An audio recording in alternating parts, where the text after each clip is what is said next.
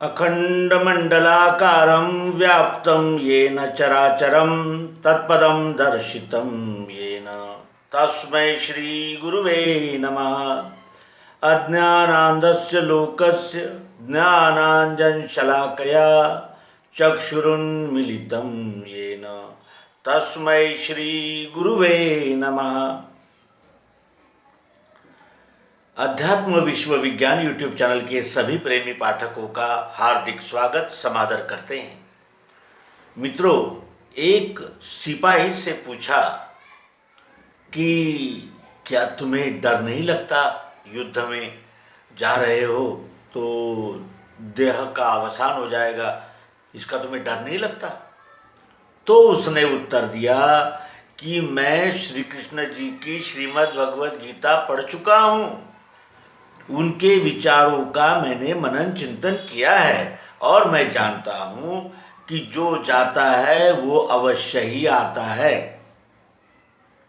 यहाँ किसी भी वस्तु का, व्यक्ति का, मार्ग का, पंथ का, संप्रदाय का, भाषा का नाश नहीं होता, केवल वे लुप्त और व्यक्त अव्यक्त होते रहते हैं।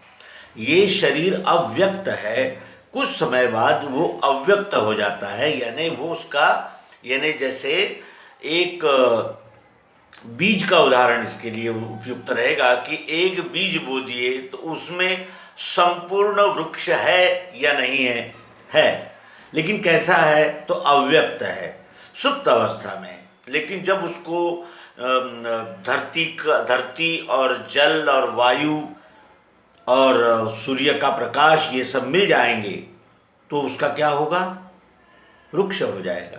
उसी तरह ये जीव भी व्यक्त अव्यक्त होता रहता है।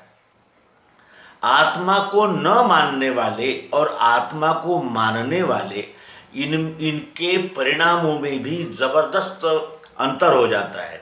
जैसे अगर हमने किसी को कह दिया कि भाई अब आप यानी नाश होने वाला है आपका, आप समाप्त हो जाएंगे, तो वो क्या करेगा, वो तो सर्वप्रथम दुखी हो जाएगा, हतप्रभ हो जाएगा और सोचेगा कि इतना सारा जो मैंने कुछ किया है वो तो शून्य ही है। तो और ये एक यानी दृष्टिकोण हो जाता है। और दूसरा दृष्टिकोण ऐसा हो जाता है कि भाई कुछ तो नहीं है, सत्य तो कुछ है ही नहीं, फिर अनैतिकता करूं, चाहे जैसा बर्ताव करूं और स्वयं के स्वार्थ के लिए मैं कुछ भी करूं, यानी अराजक हो जाऊं। इस प्रकार की प्रतिक्रिया आत्मा को न मानने वाले लोगों में अवश्यंभावी होती है। और आत्मा को मानने वाले या आत्मा को सद्गुरु योग युक्ति के द्वारा प्रत्यक्ष आत्मा का स्वरूप जान लेने वाले ये निश्चिंत होते हैं, संतोषी होते हैं और ये यानी जिसे कहते हैं कि निर्णायक जिनकी बुद्धि हो चुकी होती है वही होते हैं। आत्मा अंधश्रद्धा का विषय नहीं है, अंधानुकरण भी नहीं है। आत्मा ये जानने का विषय है, देखने का विषय, जानने का विषय। ऐसे दो प्रकार से हम किसी भी वस्तु की जानकारी करते हैं। मैं आत्मा हूं सब देहों में, अर्जुन मैं आत्मा सब देहों में हूं। मैं नहीं हूं ऐसी वस्तु ही इस विश्व में नहीं है। वो मैं कौन है? क्या वो व्यक्तिशाह कृष्ण है? ये विश्वरूप परमात्मा अपने प्रकृति के यानी रूप में कण कण में ओतप्रोत व्याप्त है, अक्षर भाव से। वो अक्षर भाव ही आत्मा होता है और वो अक्षर का कभी नाश नहीं होता, क्षर का भी नाश नहीं होता, केवल परिवर्तन होता है। अक्षर का नाश भी नहीं होता और परिवर्तन भी नहीं होता, वो सदैव रहता ही है, अस्तित्व है, वो रहता ही है ही का नाम आत्मा है। दूसरा कि जो आत्मा यानी जिन्होंने कहा कि भाई हम केवल जो दिखता है उसी को मानेंगे, तो उन्हें ये आत्मा भी दिख जाएगा, केवल उन्होंने सर्वांग योग सद्गुरु योग युक्ति को जान लेना है। केवल जान लेना है और कुछ नहीं करना है। ये कोई मत पंथ संप्रदाय मैंने गुरुडम ऐसा कुछ नहीं है। यहाँ कोई गुरु नहीं, कोई शिष्य नहीं, सभी मित्र है। ये आवाहन है उनके लिए जो नर जन्म का परम सार्थक करना चाहते हैं, अपने इस जीवन को कृतकृत्य करना चाहते हैं वो, और जिन्हें इस मृत्यु भय से छुटकारा चाहिए, जिन्हें जानना है निर्वाण क्या है, मोक्ष क्या है, मुक्ति क्या है, विलीन होना किसे कहते हैं, उद्भव होना क्या है, इस प्रकार के उत्तर अध्यात्म विज्ञान में ही प्राप्त होते हैं। और इसीलिए ये कहा जा सकता है कि अर्जुन अशोक होके लड़ो। क्यों? अरे ये तो शरीर है, ये कुछ समय के लिए आत्मा ने धारण किया हुआ ये वस्त्र है, इसे छोड़ना होता है। तो जब इसे छोड़ना होता है तो फिर निर्णय किस बात का होता है? निर्णय होता है धर्म का और अधर्म का। धर्म उसे कहते हैं जिससे इस विश्व की धारणा हो, संगोपन हो, पालन हो, व्यवस्था हो और सभी समावेशी पद्धति से जीवन जिए। और अधर्म होता है केवल मुझे ही मिले और मेरे ही लोगों को मिले और अन्य पर चाहे अन्याय हो जाए, कुछ भी हो जाए, उससे मुझे कोई लेना देना नहीं। स्वार्थपरक और व्यष्टि दृष्टि से किए हुए कर्म अधर्म होते हैं। धर्म है इस विश्वरूप परमात्मा की सेवा करना, और वो भी उसके विचार प्रकार है जिसके विषय में हमने इसके पूर्व में एक स्वतंत्र एपिसोड प्रस्तुत कर दिया है, आप वहां अवश्य देख सकते हैं।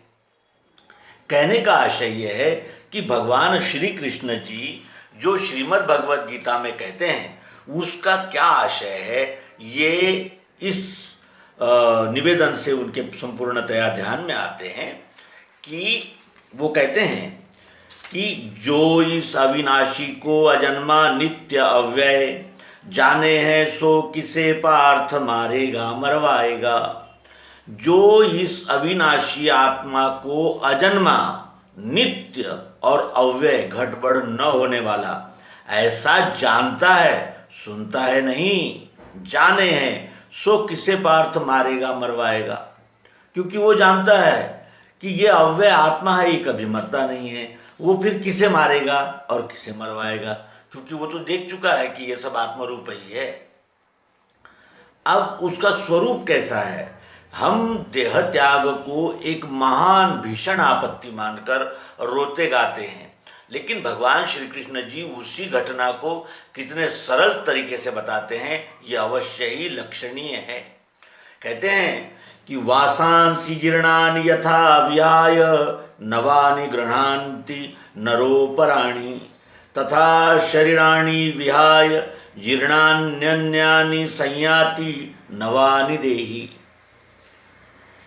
जो त्याग के ये कपड़े पुराने नवीन लेवे नर दूसरे ही, उसी प्रथा से यह जीर्ण देह छोड़े लखे देह नया स्वदेही। जैसे पुराने कपड़े, मलिन हो चुके कपड़े, फटे हुए कपड़े हम फेंक देते हैं, छोड़ देते हैं और नए कपड़े धारण करते हैं, उसी प्रथा से यह जीर्ण देह, ये जो देह है ये जीर्ण होता है, क्योंकि इसमें सतत रूपांतरण जारी ही रहता है।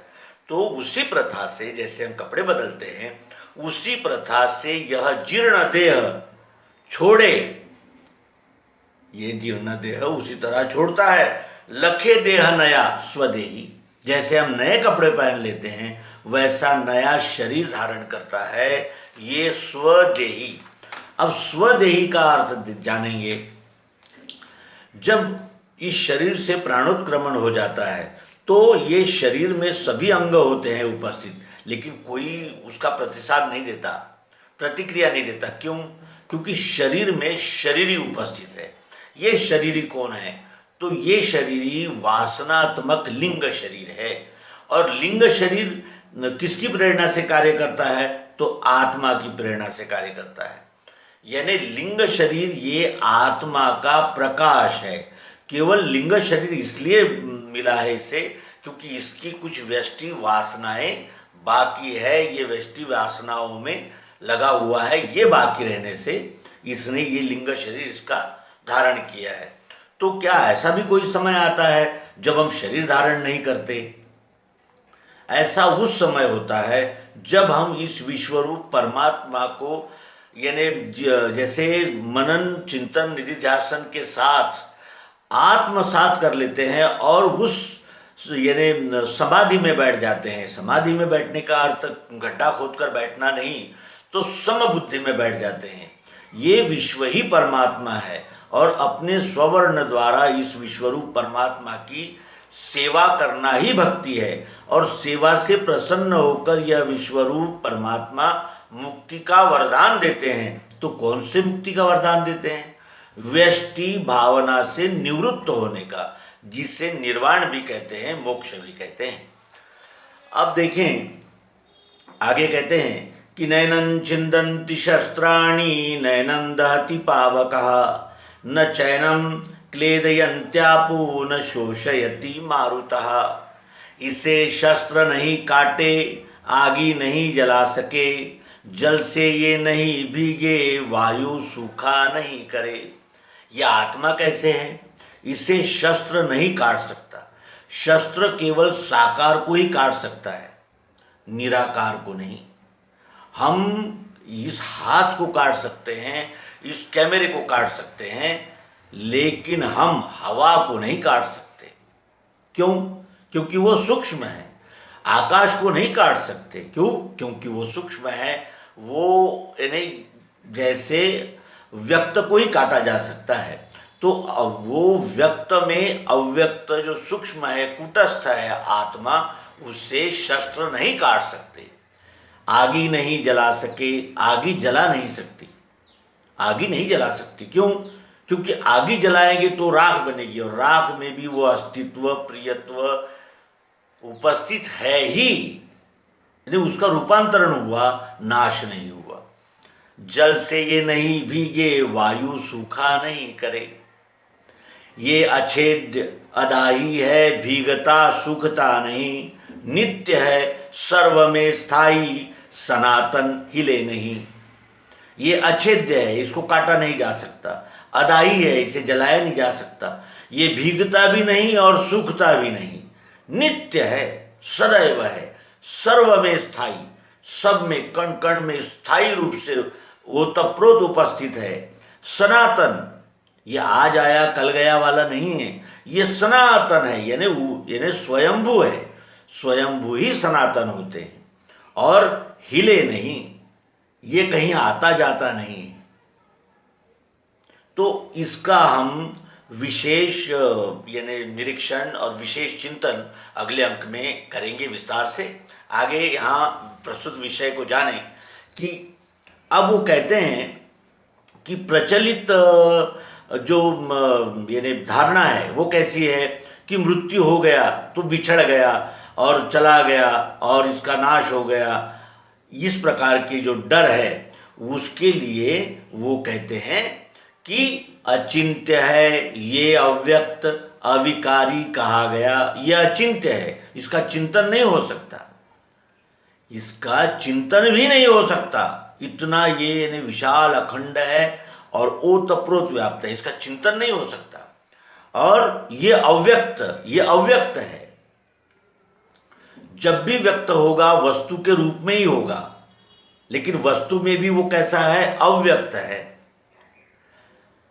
और अविकारी, इसमें कोई विकार नहीं होता, यानी इसमें न पक्षपात है, न भेदभाव है, न सुख है, न दुख है, न आना है, न जाना है।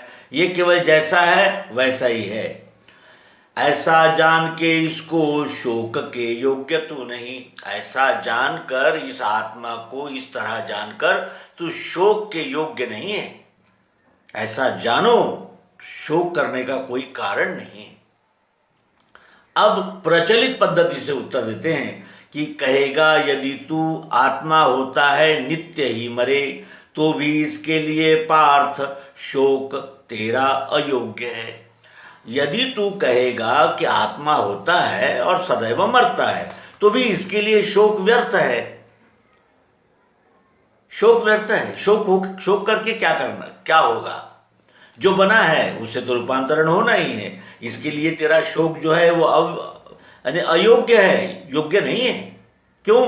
क्योंकि जब नाश, जन्म लेना और नाश होना यही सत्य भी माना तो भी इसके लिए शोक व्यर्थ है। पैदा होवे तिसे मृत्यु, जन्म है जो मरे उसे। अब यहाँ आवागमन के चक्र का निर्देशन भगवान श्री कृष्ण जी कर रहे हैं। कहते हैं कि जो पैदा होता है उससे मृत्यु हो, तो उसकी मृत्यु होती ही है। जो बना है उसका विनशना उसी समय निश्चित हो जाता है जब वो वस्तु बनती है। पैदा होवे तिसे मृत्यु, जन्म है जो मरे उसे। और जो मरता है उससे जन्म होता ही है। यही सिद्धांत है स्थाई, इससे शोक व्यर्थ है। यह स्थाई सिद्धांत है, इसलिए इसका शोक करना योग्य नहीं है। इसका शोक व्यर्थ है। आश्चर्य से एक इसे लखे हैं, आश्चर्य से एक इसे कहे हैं। आश्चर्य से एक इसे सुने हैं, सुन के भी है बोध नहीं किसी को। ये सबके अनुभव में आ रहा है, लेकिन इसके 4 प्रकार के बोध है। 4 प्रकार के लोग 4 प्रकार का अनुभव लेते हैं। आश्चर्य से एक इसे लखे हैं, एक आश्चर्य से लगते हैं कि ये कैसा चमत्कार है। सूरज सवेरे उगता है, शाम को पश्चिम दिशा में दूसरी तरफ चला जाता है। चंद्र और ये ऋतु और बारिश और ठंडी और गर्मी और ये उत्पत्ति स्थिति लय, ये अखंड चक्र चल रहा है। आश्चर्य है, घोर आश्चर्य है। कोई नियंत्रक नहीं नजर आता और ये चक्र चलता ही चला जा रहा है। आश्चर्य से एक इसे कहे हैं और एक आश्चर्य से इसे कहते हैं कि कितना आश्चर्यकारी दृश्य है, ये ऐसा कहते हैं। और आश्चर्य से एक इसे सुने हैं, आश्चर्य से एक इसे सुने हैं। जो शब्द विश्वासी होते हैं वो आश्चर्य से सुनते हैं, जानने का प्रयास नहीं करते, केवल सुनकर ही श्रद्धा रख लेते हैं। और सुन के भी है बोध नहीं किसी को। 3 प्रकार के लोग हैं और सुन के भी तीनों प्रकार के लोगों को बोध नहीं हो रहा है कि यह विश्व ही परमात्मा है। कितना बड़ा आश्चर्य है ये कि विश्व के अंदर खोज रहे हैं, विश्व के बाहर खोज रहे हैं, लेकिन ये विश्व ही परमात्मा है ऐसा जताने वाले सद्गुरु को नहीं खोज रहे हैं। सबके देह में पार्थ सदा देही अवध्य है, इसी से सब भूतों का शोक तू करना नहीं। सबके देह में पार्थ सदा देही अवध्य है। सबके देहों में, सब आकारों में वो जो देही है जिससे ये देह बना हुआ है वो अवध्य है, उसका नाश नहीं किया जा सकता। इसी से सब भूतों का शोक तू करना नहीं, क्योंकि कोई नष्ट होता ही नहीं और रूपांतरण होने वाला ये विश्वरूप परमात्मा की प्रकृति का स्वभाव है। इसलिए शोक किस बात का करें, क्योंकि रूपांतरण तो अटल है। ये आत्म विषयक ज्ञान देने के पश्चात भगवान श्री कृष्ण जी अर्जुन से कहते हैं कि स्वधर्म देखने से भी भय योग्य तुझे नहीं, धर्म के युद्ध से श्रेष्ठ न देखे अन्य क्षत्रिय। अरे स्वधर्म को भी देखा तो भी तुझे डरने का कोई कार्य ही नहीं है, क्योंकि तू तो क्षत्रिय है। न्याय रक्षा के लिए कार्य करना ही तेरा कर्तव्य है। और ये ऐसा धर्म का निर्णय करने का श्रेष्ठ समय आया हुआ है, और ऐसे समय में ऐसी भाग भगोड़े जैसी बातें करना उचित नहीं है। और यही तो क्षत्रिय के लिए श्रेष्ठ समय होता है जब उसे सच्चाई, ईमानदारी और विश्वरूप परमात्मा को साक्षी रखकर न्याय और रक्षा का अवसर मिलता है। तो मित्रों, वो अव्यक्त आत्मा क्या है जिसका नाश नहीं होता और जिसको जाना और आना जिसका यानी स्वभाव है, जिसका कार्य है, वो आत्मा क्या है, इस विषय में हमने इस अंक में विचार किया। आत्मा को जानने के लिए सर्वांग योग, सद्गुरु योग युक्ति अत्यंत उपयोगी होती है, क्योंकि उससे प्रत्यक्ष यानी बोध होता है, अनुभव होता है। और यही प्रयोग हम अगले अंक में प्रस्तुत करेंगे। आप भी अपने आगे प्लास्टिक का टुकड़ा, लोहे का टुकड़ा, लकड़ी का टुकड़ा, कोई भी पदार्थ सामने रखेंगे और उस प्रकार सद्गुरु योग युक्ति से प्रयोग करके ये विश्व ही परमात्मा है, ये पिंड और ब्रह्मांड एक ही है, एक ही तत्व से बने हुए हैं और यहाँ विश्व रूप ही परमात्मा है जो स्वयंभू सनातन साकार प्रत्यक्ष है, ये इस युक्ति से जाना जाता है। तो मिलते हैं सर्वांग योग युक्ति के आगामी अंक में। नर्मदे।